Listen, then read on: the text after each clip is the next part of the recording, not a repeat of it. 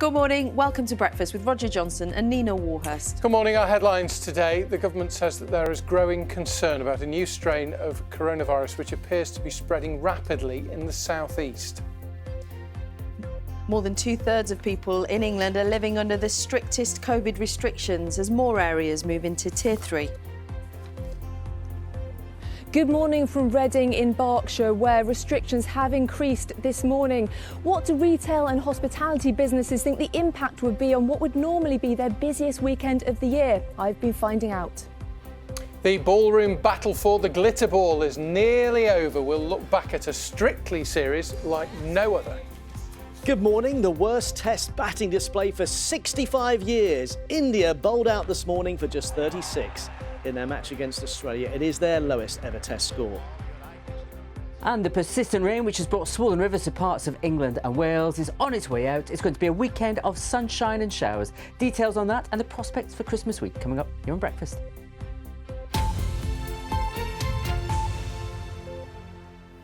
It is Saturday the 19th of December. Sports Personality of the Year is tomorrow, not tonight, as the trailer said, just before the top of the hour. Our top story today, though, is that ministers have been meeting to discuss how to contain the rising number of COVID cases amid growing concerns over a new strain of the virus. More than two-thirds of people in England are now living under the toughest restrictions as more areas moved into Tier 3 overnight. Andy Moore reports. Police officers on patrol in Luton giving some friendly advice about protection from COVID. Make sure you know about the mask. Bedfordshire is joining many of the home counties around London in moving up to Tier 3. From midnight last night, that means 68% of the population of England is now covered by the toughest restrictions. But one COVID patient at the local hospital is worried about the easing of restrictions over Christmas. He believes he caught the virus from his teenage son. People are being told the rules, I know it was a few weeks ago when it started, that they can travel all over the country to see their family, you see. And this is worrying the hell out of me. If you saw the look on my son's face when I was fighting for my breath, you would not be wanting to send these children all over the country to see their family.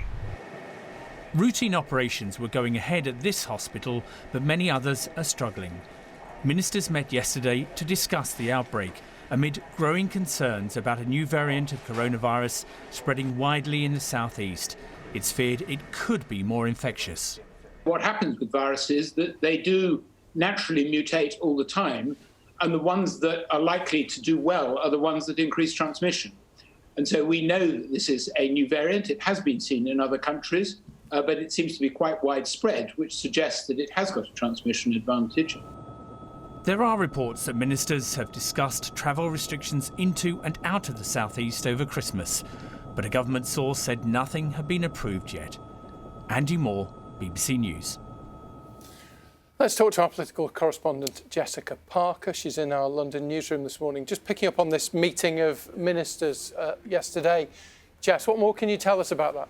Well, look, what we do know this morning, Roger, is that there is a growing concern, as Andy was just saying, particularly about this new strain of coronavirus, particularly in the southeast of England, in terms of whether this could lead to a shift in terms of what's planned over Christmas. We know there's this 5-day relaxation of the rules, 7 days if you're travelling to and from Northern Ireland. Downing Street sources are saying that they're not there yet.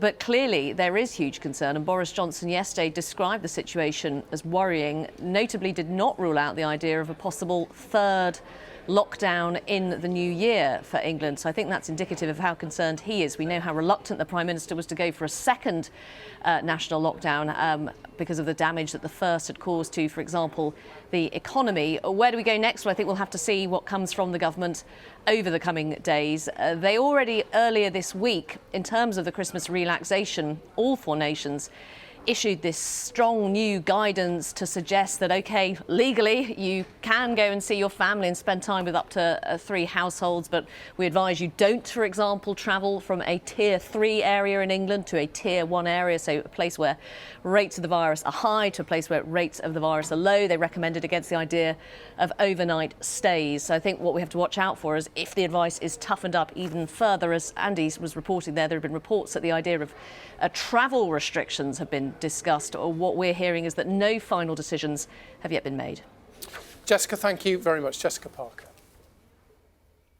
Scotland Yard's urging people not to attend large gatherings this weekend and to follow the guidelines in their area.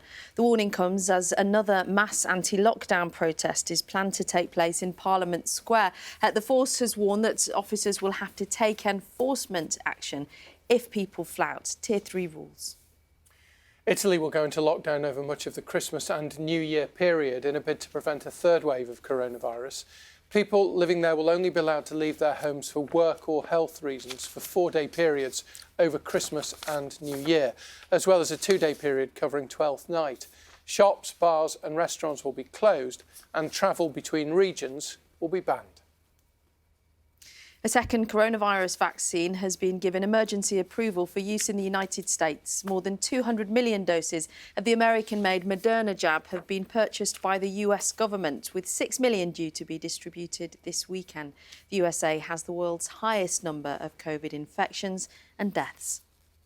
Talks on a post-Brexit trade deal between the United Kingdom and the European Union are set to continue into the weekend, with both sides warning that the chances of agreement remain in the balance. The European Parliament has been pressing for an agreement by Sunday so that it can ratify any deal before the current Brexit transition period ends on December the 31st. However, it's thought that EU leaders could provisionally sign off on a deal if the talks go beyond that point. In the UK, MPs are on standby to return to Westminster from their Christmas break if an agreement can be struck in the final days of the year. Now, the Queen was the first British monarch to give a televised Christmas Day address in 1957. Before that, it was only broadcast on the radio. And this year, her speech will be at the forefront of another technical innovation. Amazon has announced that the annual message will be available on its voice-activated smart speakers from 3 o'clock on Christmas Day. Last year, the address was watched by 24 million people on the BBC and other major broadcasters.